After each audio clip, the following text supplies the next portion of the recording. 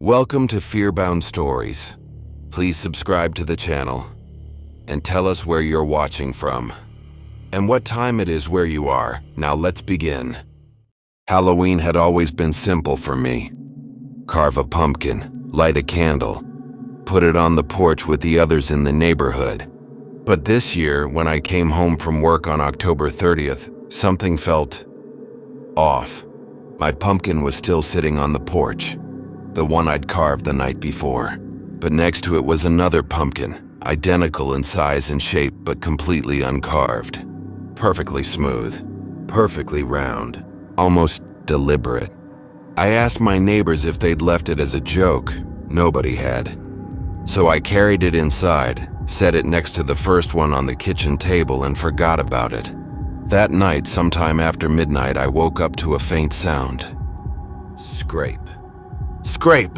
Scrape! At first, I thought it was branches against the window, but the sound was coming from inside the house, downstairs. When I went to check, both pumpkins were sitting exactly where I left them, except the uncarved one wasn't uncarved anymore. It now had a face, and not a random Halloween face, my face. My eyes, my nose, my crooked front tooth. It was carved into the pumpkin like someone had studied me up close. I didn't sleep the rest of the night. The next morning, I threw the carved pumpkin in the trash bin outside. I didn't want it in my house. I didn't even want to touch it. But when I got home from work later that day, it was back, sitting on the porch, next to a third pumpkin, also uncarved. My heart dropped. I brought the new one inside, and this time I locked it in a closet. I told myself it was nothing, just Halloween nerves. But at 2:13 a.m., I woke again. Scrape, scrape, scrape. This time it was coming from inside my hallway closet. My chest tightened. I stood there listening, sweat cold on my neck, until something inside the closet shifted. Something heavy. I opened it. Both pumpkins were inside, both carved, and the new one had another face. My face, but older, tired, gaunt, and terrified. I panicked. I took both pumpkins outside, drove them to the wooded area at the edge of town, and threw them into the trees. I didn't want to see them again. But the next morning, all three pumpkins were back on my porch, lined up neatly like decorations. And now a fourth sat beside them, uncarved, waiting. I didn't take it inside. That night I lay awake, staring at my ceiling, listening for the sound. It came at 1:48 a.m., louder this time. Scrape, scrape, scrape, scrape. And it wasn't coming from the closet or the hallway. It was coming from right outside my bedroom door. I grabbed my phone, turned on the flashlight, and opened the door slowly. A pumpkin was sitting right in the middle of the hallway carpet. A fresh one, still smelling of earth. Its face was carved in a wide, open-mouthed scream. But what made my blood freeze was the voice that came from inside it. My own voice, whispering, "You're running out of time." The next morning, people in my neighborhood found pumpkins on their porches too, all identical to mine, all carved with their faces, all in that same screaming expression. By evening, the news reported it happening in several nearby towns. Dozens of identical pumpkins appearing, dozens of faces carved into them, dozens of people hearing scraping and knocks at their doors. No one knows where the pumpkins come from. No one knows who carves them, or why they show the future, or why tonight, Halloween night, there are 5 new pumpkins waiting on my porch instead of 1. Each one carved with a different expression of my face. Fear, pain, shock, agony, and the last one, a face I haven't made yet, but I know I will. Because right now, as I write this, I hear footsteps on my porch, slow, dragging, and that same whisper outside my door. It's time. Before we move on to the next story, give us your verdict on this one. And don't forget to like and subscribe. Every neighborhood has one house the kids whisper about. Ours belonged to a man named Fletcher. Quiet, pale, always seen only behind his blinds. Every October, without fail, he turned on a single red porch light. Not orange, not warm, but a deep blood-colored glow that made the entire street feel colder. Parents told their children to avoid that side of the sidewalk. Kids crossed the street to pass it. But for 10 years, no one ever knocked on his door. Until this Halloween. A group of teenagers decided they were too old to be scared of a stupid red light. They dared each other to go knock. Phones out, flashlights on, laughing too loudly because they were trying not to be afraid. One of them, Jason, insisted it was just an old man with weird taste in bulbs. So he marched up the walkway and knocked.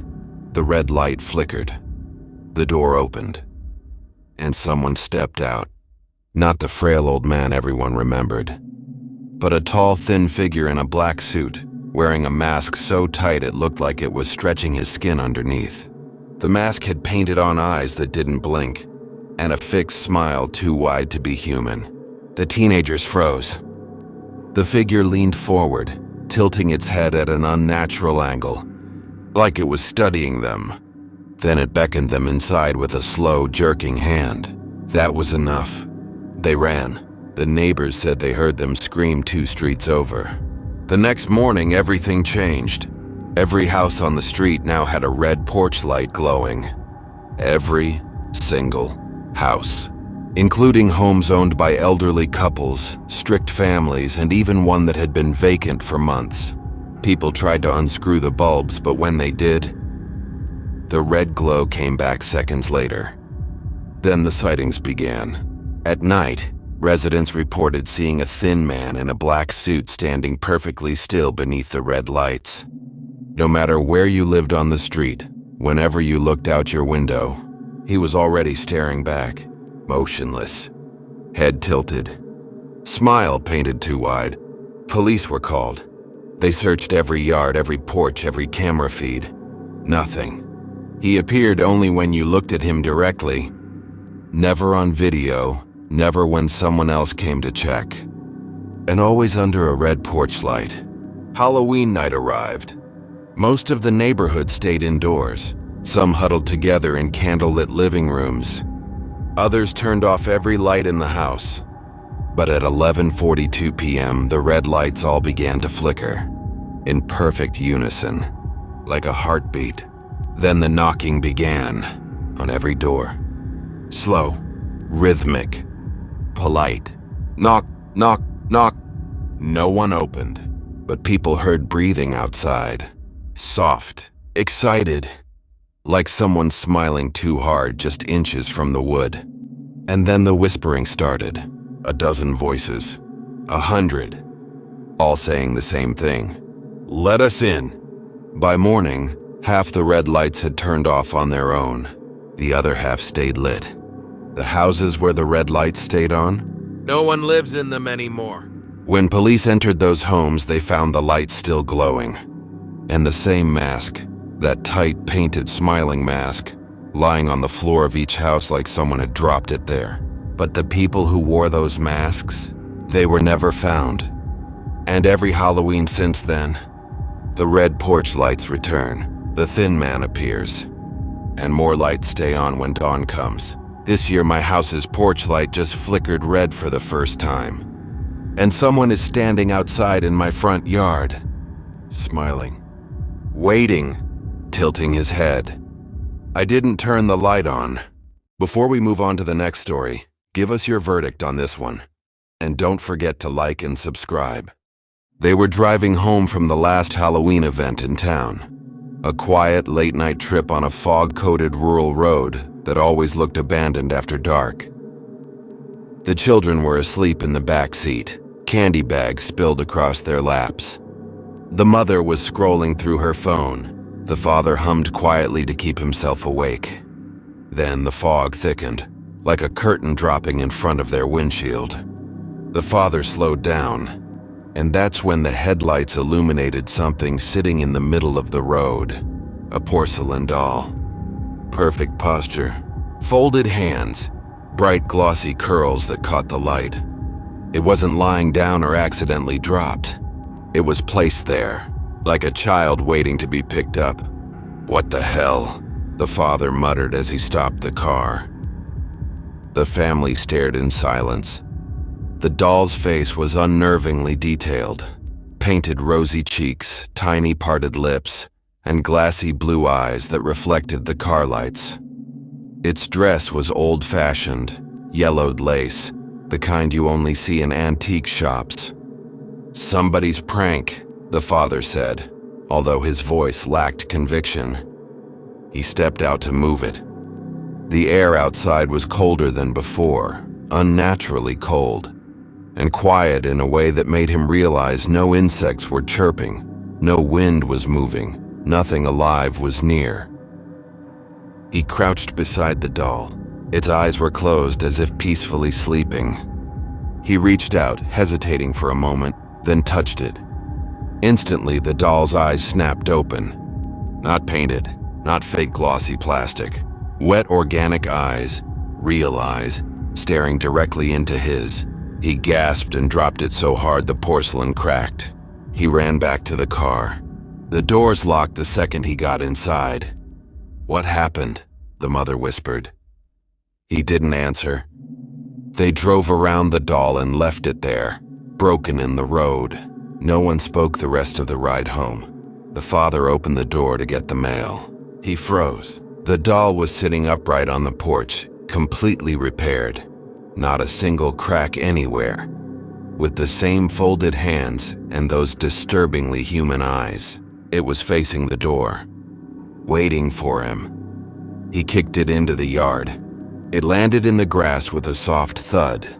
The moment he shut the door, the baby monitor in the living room crackled with static. His daughter's voice whispered through it. "She's back." When he checked the yard, the doll was gone. He didn't tell the family. They found the doll on the staircase, not at the bottom, not in the middle. At the top, sitting sideways on the carpet, head tilted slightly as if listening to the sounds inside the house. The father grabbed it, shaking now, and locked it in the garage freezer. But right before the freezer door shut, he could have sworn the doll blinked. That night at 2:13 a.m., the mother woke up to the faint sound of tapping. Tap, tap, tap. She nudged the father awake. The tapping grew louder. Tap, tap, tap, tap. It wasn't random. It was footsteps. Small ones. On the stairs. Then something dragged slowly along the wooden hallway floor outside their bedroom. Something light. Something deliberate. The father grabbed a bat, opened the door slowly. And there at the far end of the hallway, the doll sat upright again. Dry, warm, not frozen at all. Its real eyes locked onto theirs. Something white was pinned to its dress. A piece of paper. Handwritten. In a child's uneven scrawl. "I'm not the only one." At dawn, the father drove the doll far out of town, miles away. Past farmland, past old mills, past the edge of any GPS signal. He found an abandoned quarry, overgrown with vines and rusted machinery, and tossed the doll deep into the ravine. He climbed back into his truck, sweating, shaking, wanting nothing more than to get home. He checked the back seat. Empty. He exhaled in relief and drove away. When he turned onto his street, something felt wrong. Every house was dark. Not a single porch light on. Not a single curtain open. A thick fog blanketed the lawns, clinging low to the ground. Then he saw them. At first, just silhouettes. Small ones. Then the details emerged through the fog. Dozens of dolls, sitting upright on his lawn, his porch, his driveway. Some porcelain, some handmade, some with cracked faces, some with glass eyes, some with real eyes. 30, 40, maybe more. And in front of them all sat the doll, the one from the road. She didn't move. None of them did. But all of them were facing the front door. The father ran inside, screaming for his wife and daughter. The wife rushed down the stairs, terrified. "Where's Mia?" he shouted. The mother froze. Her face went pale. "I thought she was with you." The father ran upstairs. He threw open his daughter's bedroom door. The bed was empty. The window was open, and on the pillow was a single doll, a tiny one freshly made, with Mia's real eyes stitched into its face. Beside it lay another note. "Now she's one of us." Before we move on to the next story, give us your verdict on this one. And don't forget to like and subscribe. He jogged the same route every morning, same sidewalk, same corner, same empty lot. For years, that grassy stretch of land had been nothing but weeds and a for sale sign that sun bleached into unreadability. The locals said a house had once stood there decades ago, but burned down mysteriously one Halloween night. No one rebuilt. No one bought the land. It simply existed, a quiet, unremarkable space on the edge of town. Until one Halloween morning, when Daniel jogged past the lot at dawn, he stopped so suddenly his headphones flew from his ears. The empty field wasn't empty. A large Victorian house stood in the center of the lot, tall, elegant, fully restored. Warm orange lights glowing through old glass windows, smoke drifting lazily from a stone chimney. For a moment he wondered if he'd taken a wrong turn, but the street signs were the same. The giant oak tree nearby was the same. Only the house was new, or rather old. Very old. He approached slowly. The closer he got, the more details he noticed. The porch swing rocking gently despite the still air. Candles flickering inside rooms on the upper floors. Lace curtains swaying as though someone had just walked past them. Fresh pumpkins lining the front steps. The house didn't feel abandoned. It felt lived in, alive. A sign near the steps caught his attention. "Open for visitors one day only." He hesitated, then knocked. The door opened before his knuckles touched it. A woman stood in the doorway. Tall, thin, dressed in old-fashioned clothing, and not costume old, but authentically old. Her smile was polite but strained, as though it hurt her face to hold it. "Welcome," she said. Her voice was soft, but underneath it was a tremor, like someone speaking from across a long distance. Daniel stepped inside. Warmth washed over him. The smell of cinnamon and wood smoke filled the air. The interior looked immaculate. Carved banisters, polished floors, portraits lining the walls. Too immaculate. He walked deeper into the house, and the woman closed the door behind him without a sound. Every room felt like a memory frozen in time. Tables set for dinners that would never be eaten. Chairs angled as if awaiting occupants long gone. A music box playing softly in an upstairs room even though no one had touched it. But what struck him most was the subtle vibration beneath his feet, as if the house was breathing. He tried to ignore it. As he explored, Daniel heard faint voices. He turned corners expecting to see people, other visitors maybe. But every hallway was empty. The voices continued, drifting from behind doors. Whispers, giggles, footsteps, crying. One door handle rattled violently as he passed, making him jump. "Is someone in there?" he asked. The rattling stopped instantly. Silence thickened. He backed away slowly. That's when he noticed something chilling. Every portrait on the walls, dozens of them, were of the same woman who had greeted him. Different clothing, different ages, same face. And in some portraits she wasn't alone. A figure stood behind her, tall, featureless. A silhouette in every painting, growing closer in each new portrait. He moved quickly toward the exit. But when he reached the front hallway, the woman appeared again, as if materializing from the air. "Leaving so soon?" she asked gently. Her polite smile trembled, and for the first time he saw the exhaustion beneath it. The fear. People don't stay long, she added quietly. Not anymore.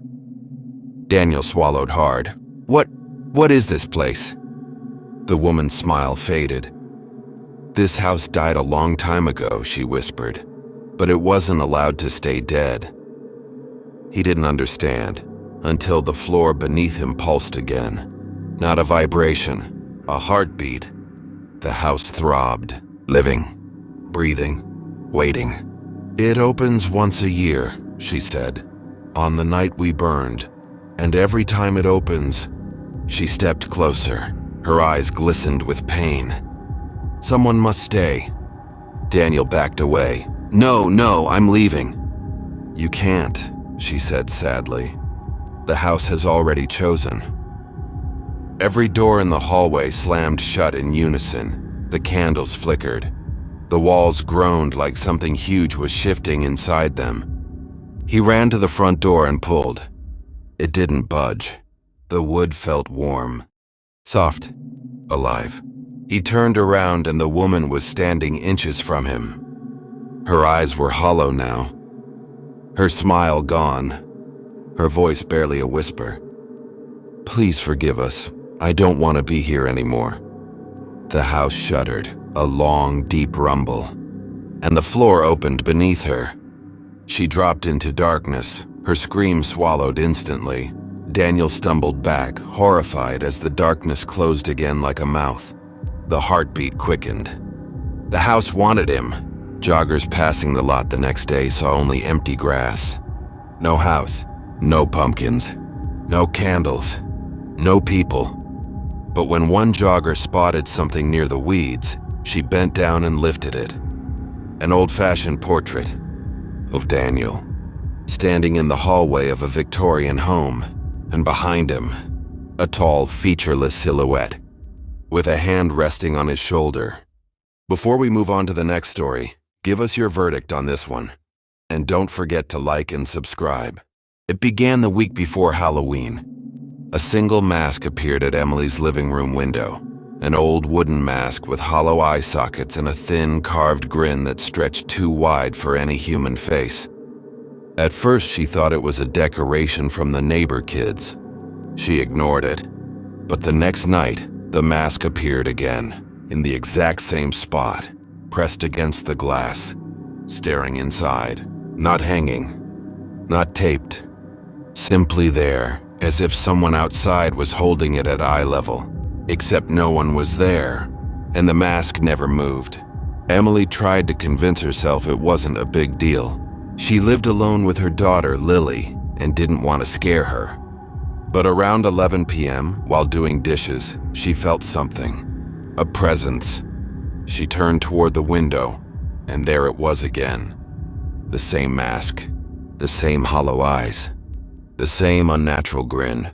This time her blood ran cold, because the mask was fogging the glass, as though someone behind it was breathing. She yanked the curtain shut and locked the window, though she knew a lock meant nothing against something like this. She barely slept. By the third night, the mask appeared in different windows, the kitchen, the hallway, even the bathroom window while she was brushing her teeth. But it never appeared on the cameras. Motion detection stayed at 0. Every time she looked directly at the mask, it was there. But recorded footage showed only empty darkness outside. She didn't call the police because, how do you explain something that appears only when looked at directly? She considered moving, but Lily's school, her work, her life, everything was rooted here. She told herself it would stop after Halloween. Stories always stop after Halloween. They don't. On October 30th, things changed. Emily came home from work to find Lily sitting stiffly on the couch, staring at the window. The mask was there again. Emily tried to stay calm and gently closed the curtains. Sweetheart, it's nothing, just a stupid prank. Lily didn't blink. It's not a prank, she whispered. It talked to me. Emily's heartbeat surged. What do you mean, talk to you? Lily's voice was small, trembling. It said it's waiting for the right face. Halloween arrived with an unnatural chill. Emily decided they would spend the evening at her sister's house. She packed bags, grabbed keys, ready to leave. But when she opened the front door, the mask was sitting on the porch, directly at her feet. No doll, no pumpkin, no figure holding it. Just the mask, as if it had been placed down gently seconds before. She slammed the door and backed away. From every window behind her, she heard tapping. Slow, synchronized tapping. Tap, tap, tap, all around the house. As she turned toward the living room, the curtains began to move, not from wind, but from fingers pressing against the fabric from the outside. She grabbed her daughter, ran to the bedroom, locked the door, and called 911. The line rang, and then a voice answered, but not the operator, not human. A slow whispering voice, a smile inside a voice. You already know we're inside. The call ended. Footsteps began in the hallway, but they weren't heavy. They were light, soft, measured, like someone wearing no shoes, or something gliding. The door handle twitched. Emily pushed her dresser against it, trembling uncontrollably. The footsteps stopped. Silence bloomed. Then she heard it. A whisper from inside the room. Not behind the door. Inside. It finally fits, the voice said. She spun around, grabbing Lily. But Lily was staring toward the corner, her eyes wide, her voice shaking. Mom, look. The mask lay on the floor next to her bed. No longer wooden, no longer still. It was changing. The hollow eyes were filling in. The wooden grin was softening. The features were shifting, reshaping, smoothing. Into a face, Emily's face. A perfect, lifelike copy of her. The mask whispered again as it finished forming. I told you I was waiting for the right one. Emily backed away slowly, but Lily screamed, Mom! The mask rose from the floor, not lifted by hands, but floating, twisting in the air, turning toward Emily like a predator locking onto prey. Then it shot forward. She barely had time to cover her face before it latched onto her, sealing itself like wet skin. She clawed at it, tried to pull it off, but it fused to her, sinking into her flesh. Her screams grew muffled, then silent. When Lily looked up, Emily was standing perfectly still, not moving, not breathing, smiling a smile that wasn't hers. A mask that had found a home. By morning, neighbors noticed Emily standing motionless in her window, just staring, smiling, too wide. Her daughter was never seen again. And every year on Halloween night, people report seeing a woman with a wooden face and a carved smile peering through windows, looking for someone else whose face fits. You've just crossed the boundary between reality and the unknown. If you felt the fear tonight, make sure to subscribe before you leave, because on this channel every story is just the beginning. New nightmares arrive every few nights, each one darker than the last. Until then, keep your lights low, your doors locked, and your mind open. You are now part of the FearBound family.